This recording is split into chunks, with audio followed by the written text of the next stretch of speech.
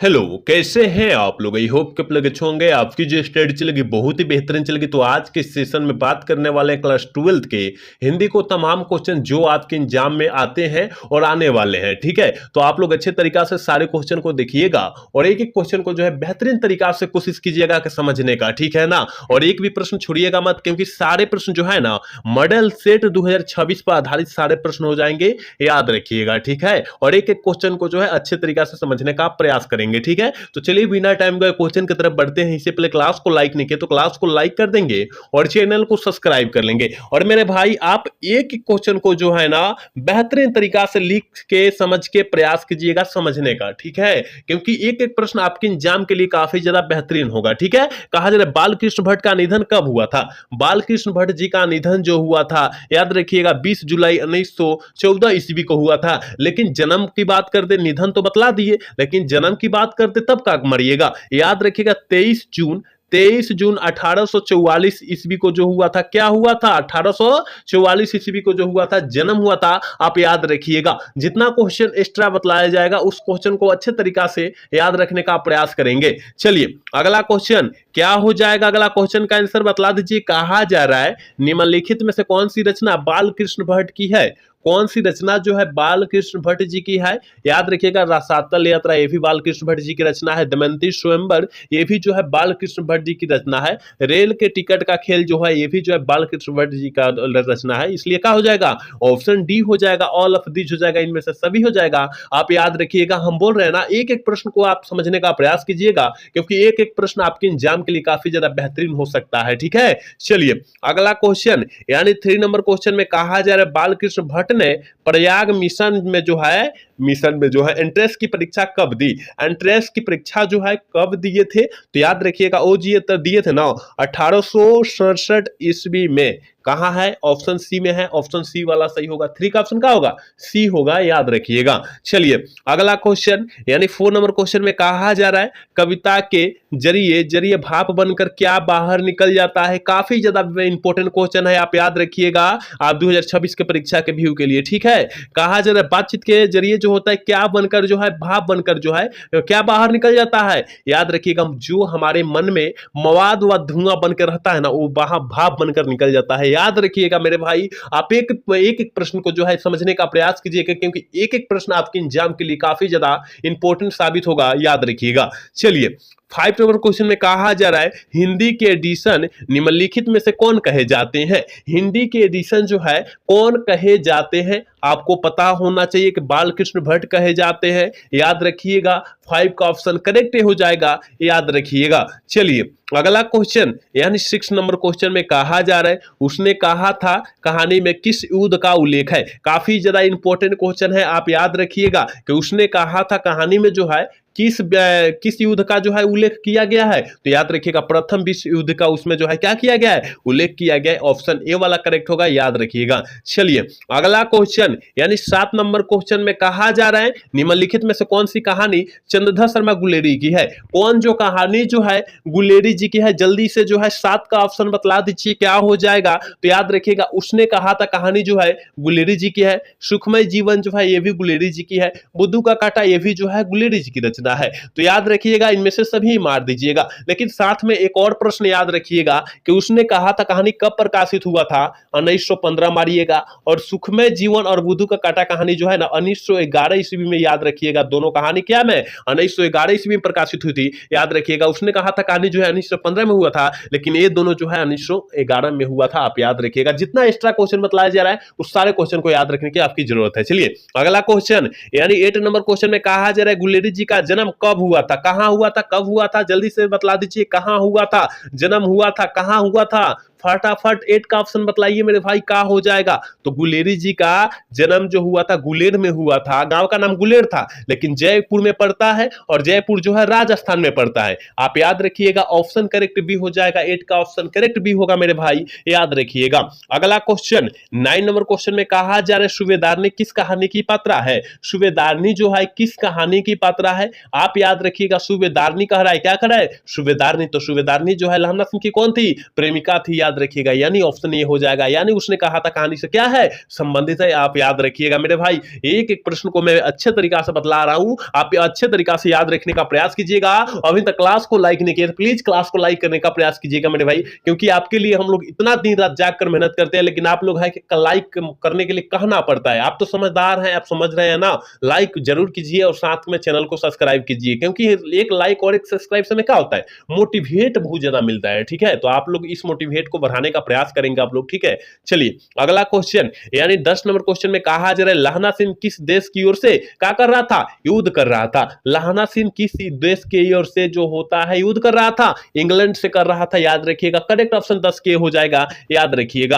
अगला question 11 number question में कहा जा रहा है लहना सिंह के मामा कहां रहने वाले थे। लहना सिंह के मामा जो है कहां पर रहने वाले थे, आप कहिएगा कि सर अमृता शहर में रहने वाले थे, बिल्कुल ऑप्शन बी हो जाएगा, याद रखिएगा। 12 नंबर क्वेश्चन में कहा जा रहा है कि शिक्षा प्राप्ति के लिए अमेरिका कौन गए थे। शिक्षा प्राप्ति के लिए अमेरिका जो है कौन गए हुए थे, याद रखिएगा। जयप्रकाश नारायण जी गए हुए थे, आप याद रखिएगा। और वहीं पर गए तो अमेरिका का दलाल बोला गया था जयप्रकाश नारायण जी को, ठीक है ना, याद रखिएगा। वहीं गए जिसके कारण जो है जयप्रकाश नारायण जी को क्या बोला, अमेरिका का दलाल बोला गया था, आप याद रखिएगा। ठीक है, चलिए अगला क्वेश्चन, यानी 13 नंबर क्वेश्चन में कहा जा रहा है बिहार में हिंदी वर्तमान स्थिति विषय पर लेखक के लिए किसने सर्वोच्च पुरस्कार जो है क्या किया, प्राप्त किया, कौन किया था। आप कहिएगा कि सर आपको पता नहीं है, जयप्रकाश नारायण जी, बिल्कुल ऑप्शन डी होगा, याद रखिएगा। चलिए 14 नंबर क्वेश्चन में क्या कहा जा रहा है, कहा जा रहा है जयप्रकाश नारायण की रचना का नाम क्या है, आपको पता होगा वो तिरिछ जो है उदय प्रकाश जी की रचना का नाम है,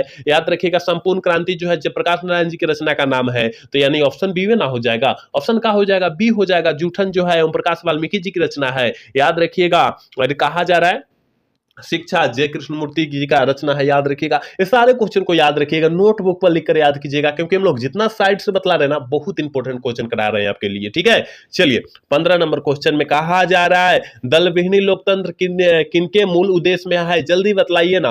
15 का ऑप्शन फटाफटा बतलाइए मेरे भाई, का हो जाएगा, तो याद रखिएगा मार्क्सवादी और लेनिनवादी के उद्देश्य में है, ऑप्शन बी हो जाएगा, याद रखिएगा। 16 नंबर क्वेश्चन में कहा जा रहा है छात्र आंदोलन का नेतृत्व स्वीकार करते समय जयप्रकाश नारायण की स्थिति कैसी, बुढ़ापा और बीमारी जैसी थी, याद रखिएगा। ऑप्शन ए वाला सही हो जाएगा, 16 का ऑप्शन करेक्ट हो जाएगा, याद रखिएगा। चलिए अगला क्वेश्चन, यानी 17 नंबर क्वेश्चन में कहा जा रहा है उसने कहा था अभी न जाने कितने मीलों के देश की जनता को जो है जाना जाएगा, जल्दी से बतला दीजिए किसने कहा था, किसने कहा था, फटाफट जो है 17 का ऑप्शन बतला दीजिए। जवाहरलाल नेहरू के द्वारा यह बात बोला गया था, याद रखिएगा। चलिए 18 नंबर क्वेश्चन में क्या कहा जा रहा है, संपूर्ण क्रांति क्या है। संपूर्ण क्रांति पाठ जो है जयप्रकाश नारायण जी के द्वारा लिखा गया, लेकिन पूछा जा रहा है क्या है, पूछा जा रहा है क्या है, कहिएगा कि सर भाषण है, हमें पता है, ऑप्शन बी हो जाएगा। जो बच्चा याद रखिएगा चैप्टर बाय चैप्टर सब्जेक्टिव पढ़ा होगा ना, थ्योरी पढ़ा होगा ना, तो यहाँ गर्दा छुड़ा देगा, याद रखिएगा। जो विद्यार्थी जो हिंदी पढ़ लेता है ना, याद रखिएगा गर्दा हिंदी में छुड़ा देगा किताब में, है ना। कहा जा रहा है परदेवता करे के पराधीनता के कारण नारी अपने अस्तित्व को अधिकारनी नहीं रही, वो यह उक्ति जो है किस पाठ से है, यह जो है उक्ति जो है किस पाठ से संबंधित है। आप कहिएगा कि सर जहां नर और नारी की बात आता है, यानी उसका मतलब जो होता है अर्धनारीश्वर पाठ से संबंधित हो जाता है, ठीक है ना, याद रखिएगा। अर्धनारीश्वर पाठ के लेखक कौन है, फटाफट बताइए तो कौन है, तो आप कहिएगा कि सर अंधारी सिंह दिनकर है, हाँ बिल्कुल सही होगा, याद रखिएगा। मेरे प्यारे भाइयों और बहनों, आप अच्छे से पढ़िए और अच्छे से पढ़कर जो है अपना रिजल्ट में प्राप्ति लाइए, अपना जो है रिजल्ट अच्छे से अच्छे मार्क्स लाइए ना। कहा जा रहा है कि भागलपुर विश्वविद्यालय में उप कुलपति पद पर निम्नलिखित में से कौन रहे, उप कुलपति के पद पर जो है निम्न में से कौन रहे। आप कहिएगा कि सर रामधारी सिंह दिनकर जी रहे, बिल्कुल सही, ऑप्शन ए हो जाएगा, याद रखिएगा। 21 नंबर क्वेश्चन में कहा जा रहा है अर्धनारीश्वर निबंध के शंकर और पार्वती किस प्रकार का रूप वर्णित है, किस प्रकार का रूप जो है क्या है, वर्णित है। आप कहिएगा कि सर हमें पता है भैया, क्या वर्णित, काल्पित, याद रखिएगा। ऐसा आसान प्रश्न आप नहीं आंसर टिक आउट करेंगे तो कैसा करेंगे, ऐसा ही करना होगा। चलिए 22 नंबर क्वेश्चन में कहा जा रहा है कि दिनकर जी को निम्न में से कौन सा पुरस्कार दिया गया था। रामधारी सिंह दिनकर जी को निम्न में से कौन सा पुरस्कार दिया गया था, पद्मभूषण, पद्मभूषण ऑप्शन बी वाला करेक्ट होगा, याद रखिएगा। चलिए 23 नंबर क्वेश्चन में कहा जा रहा है दिनकर जी का जन्म बिहार के किस जिले में हुआ था? रामधारी सिंह दिनकर जी का जन्म जो हुआ था बिहार के किस जिले में हुआ था? तो समस्तीपुर। पता है समस्तीपुर कहाँ है? हमारे घर से लगभग, हमारे घर से समस्तीपुर जो है ना लगभग जो है 100 से 110 किलोमीटर के दायरे में है, ठीक है ना, याद रखिएगा इतना दूर है हमारे घर से, ठीक है। तो हम जो है सारण जिला से बिलोंग करते हैं मेरे भाई, ठीक है। तो वहां से लगभग में 110 किलोमीटर लगभग में जो है क्या है ये जिला पड़ता है समस्तीपुर हमारे घर से, ठीक है। चलिए अगला क्वेश्चन, यानी कहा जा रहा है 24 नंबर क्वेश्चन के निम्नलिखित में से कौन सी रचना दिनकर जी की है? कौन सी रचना जो है दिनकर जी की है? आप कहिएगा कि सर परशुराम और परशुराम की प्रतीक्षा जो है ना रामधारी सिंह दिनकर जी की है, याद रखिएगा ऑप्शन करेक्ट भी हो जाएगा, याद रखिएगा। 25 नंबर क्वेश्चन में कहा जा रहा है मालती के बच्चे का क्या नाम था? मालती के बच्चे का जो नामुआ था वो क्या था? आपको नहीं पता है?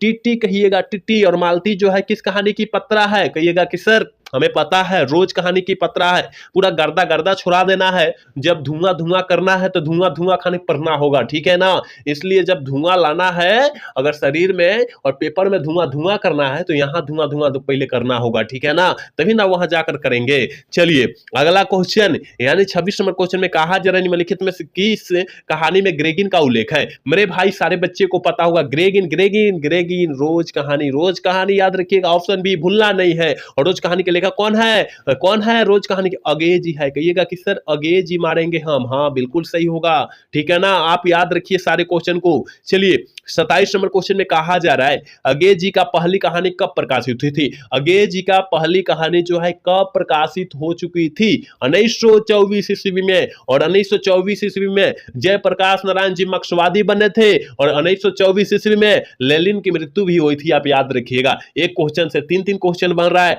आप याद रखने का प्रयास कीजिएगा। कहा जा रहा है मालती के पति का क्या नाम था?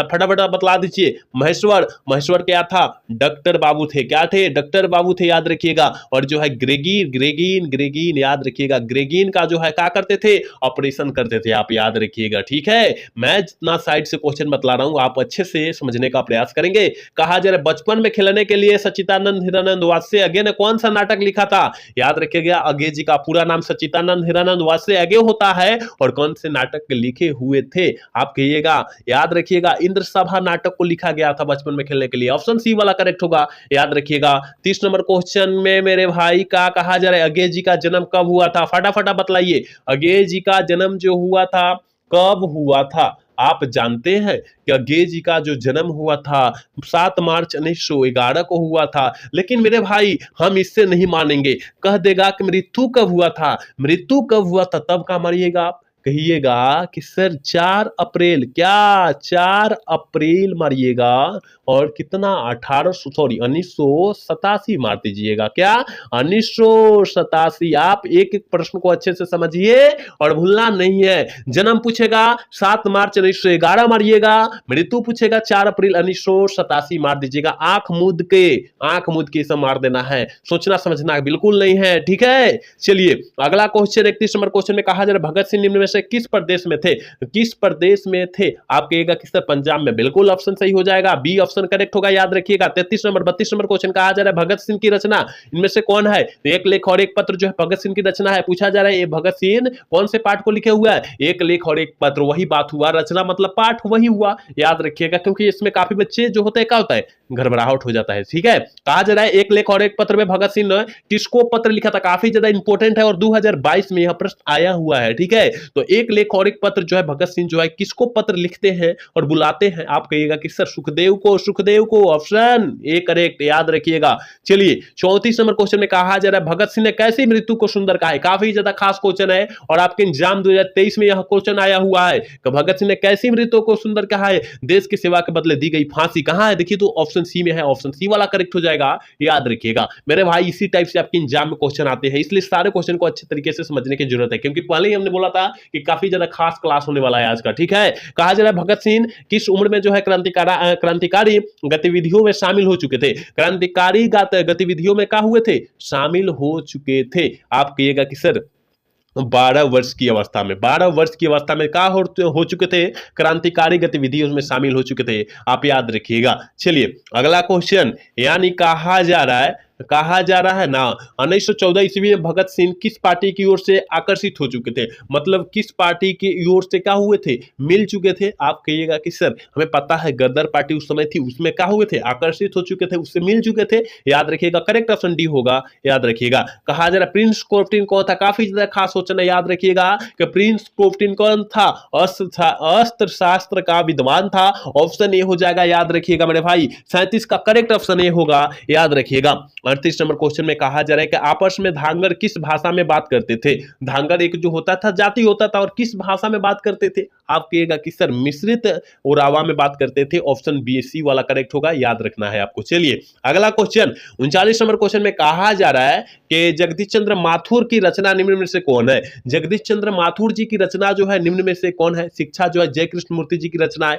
ओ सदा नीरा जो है जगदीश चंद्र माथुर जी की रचना है, जो अभी फिलहाल पूछा गया। ऑप्शन बी वाला सही हो जाएगा। रोज जो है अज्ञे जी की रचना है। अर्धनारी जो है रामधारी सिंह दिनकर की रचना है। याद रखिएगा इतना सिंपल सवाल नहीं याद होगा, बिल्कुल याद होना चाहिए आपको। ठीक है चलिए 40 नंबर क्वेश्चन में कहा जा रहा है ना चंपारण में बाढ़ आने का मुख्य कारण क्या है। देखिए चंपारण जिले में बाढ़ आता है, उसका कारण क्या है, वहां पर जो है जंगलों को तेजी से कटाई होता है, ठीक है ना, जिसके कारण वहां बाढ़ आने का अत्यधिक संभावना रहता है। अभी शायद नहीं आ रहा है उतना, लेकिन आता है इतने पर भी, है ना। याद रखिएगा ऑप्शन ही हो जाएगा। याद रखिएगा। चलिए अगला क्वेश्चन 41 नंबर क्वेश्चन कह रहे हैं माथुर जी किस राज्य से शिक्षा सचिव जो है नियुक्त हुए थे, मतलब चुने गए थे। नियुक्त मतलब आता है चुनना होता है। तो याद रखिएगा कौन राज्य, बिहार, अपना बिहार राज्य। याद रखिएगा बिहार में हर एक टैलेंट का लोग है। यहाँ पर बिहार जहां लोग है ना, तो बिहार में जो है हर एक टैलेंट का लोग है। याद रखिएगा मेरे भाई।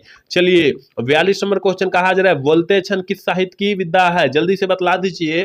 बोलते क्षण जो है किस साहित्य की विद्या की कृति है। आप कहिएगा कि सर निबंध है, और पूछा जाएगा कि बोलते क्षण कौन से लेखक लिखे हुए हैं। इस निबंध को जो है, इस कृति को जो है, बोलते क्षण कृति को जो है कौन से लेखक लिखे हुए हैं, माथुर जी। माथुर जी आप याद रखिएगा, आपके लिए हम लोग इतना मेहनत करते हैं, ठीक है। याद रखिएगा मेरे भाई। एक बार क्लास को लाइक कीजिए, जितने बच्चे देख रहे हैं प्लीज क्लास को लाइक कीजिए। कहा जा रहा है ओ मेरे सपने नाटक के नाटककार कौन है। ओ मेरे सपने नाटक के नाटककार कौन है, जगदीश चंद्र माथुर। याद रखिएगा ऑप्शन करेक्ट सी होगा।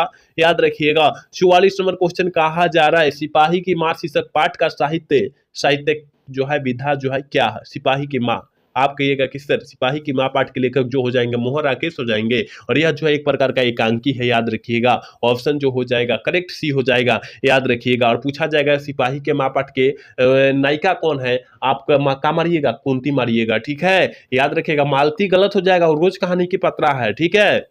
चलिए कहा जा रहा है जानवर और जानवर किन की रचना है। जानवर और जानवर किन की रचना है, 45 का ऑप्शन फटाफट आप बतलाइए। तो आप कहिएगा कि सर जानवर और जानवर मोहन राकेश जी, क्योंकि उसमें जो है कुंती बोली थी कि कैसा जो है लड़ाई है कि अपने ही आदमी को अपने लोग मार देते हैं, लोग जानवर हैवान हो चुके हैं, मालते उसमें कुंती बोली थी, ठीक है। याद रखिएगा उस सिपाही के मां पाठ से संबंधित है, याद रखना है। तो वो जो है क्या है, मोहन राकेश जी लिखे हुए हैं इस रचना को, याद रखिएगा। 46 नंबर क्वेश्चन में कहा जा रहा है मानक विष्णु के से दूध की जगह क्या मांगता था, पानी। पानी याद रखिएगा, दूध की जगह क्या मांगता था, पानी। प्यास लगा था जिसके कारण क्या मांग रहा था, पानी मांग रहा था। याद रखिएगा ऑप्शन करेक्ट हो जाएगा। याद रखना है। चलिए 47 नंबर क्वेश्चन में कहा जा रहा है सिपाही की मां एकांकी संग्रह लिया गया है, कहां से लिया गया है, किससे लिया गया, अंडे के छिलके से लिया गया। आप कहिएगा हाँ बिल्कुल सही होगा सर, बिल्कुल बिल्कुल सही होगा। याद रखिएगा।